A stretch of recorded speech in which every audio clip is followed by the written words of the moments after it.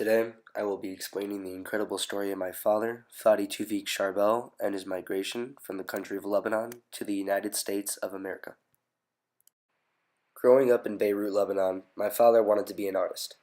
It had been his passion as a kid. It was until he was a teenager that his path in life would change forever. Starting at the age of 15, a religious war started in Lebanon between various factions. In hopes of leading a better future for him and his family, my father began pursuing medicine. In 1984, at the age of 24, he finished medical school and took his leap of faith to travel to the U.S. Now this is where power comes into play. More so back then, and even to this day, the U.S. had the best medical training in the world. During that time, traveling to the U.S. as a foreigner and becoming a doctor was next to impossible and was seen as an incredibly valuable opportunity. Globalization, moving to the Western world for a better, more successful, and more powerful life, had been the theme for my father.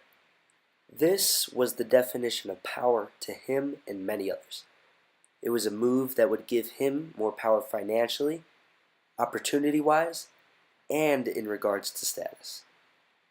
At the time, due to the war, airports were closed in Lebanon, which meant my father would have to travel by boat from Beirut to the island of Cyprus to eventually fly from Paris.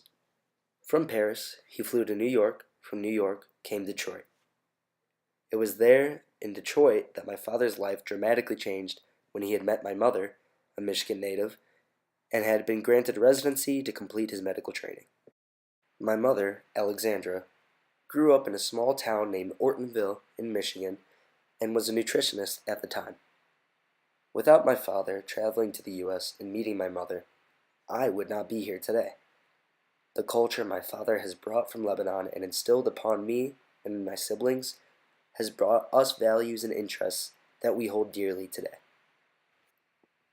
Family trips to Lebanon, speaking Arabic and French with my father, as well as taking in and appreciating these values that my father has showed me, are ways that I hold on to and involve myself in the Lebanese culture.